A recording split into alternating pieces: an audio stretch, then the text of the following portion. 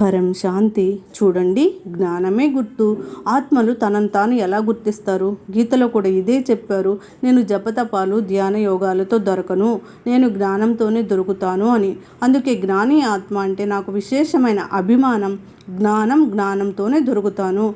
జ్ఞాని ఆత్మ అంటే నాకు ప్రత్యేకమైన అభిమానం. కాబట్టి ఇక్కడ కూడా జ్ఞానమే. ప్రతి ఒక్క ఆత్మ తనను తాను ఎలా తెలుసుకుంటుంది? జ్ఞానంతోనే తెలుసుకుంటుంది.